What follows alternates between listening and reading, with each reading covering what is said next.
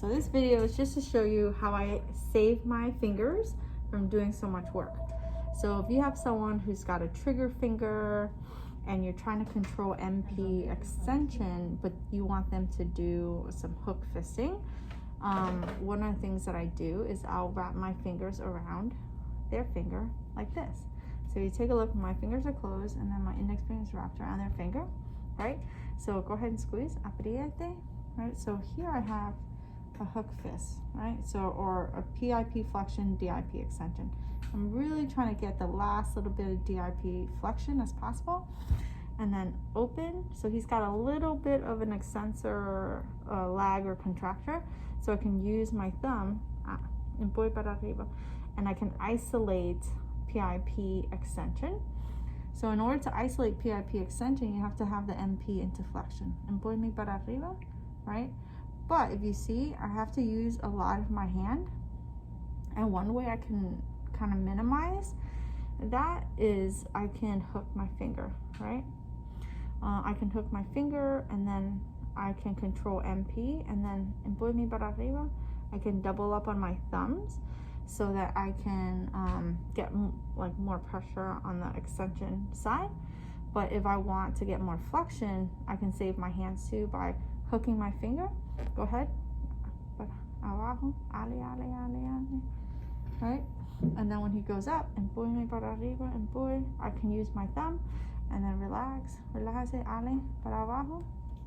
So I can go when I need to, and I can stop when I need to, so I'm not constantly using my fingers, right?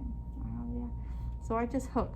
And I do this with someone who's really stiff as well. Like if you're trying to trying to hold for MP extension and work on IP, you can do this with almost any finger. You take your index finger, you hook it in there, and then you can isolate it. You see here, just by having my fingers closed and using the back of my fingers, I can control MP extension. See how I have MP at 0 extension here?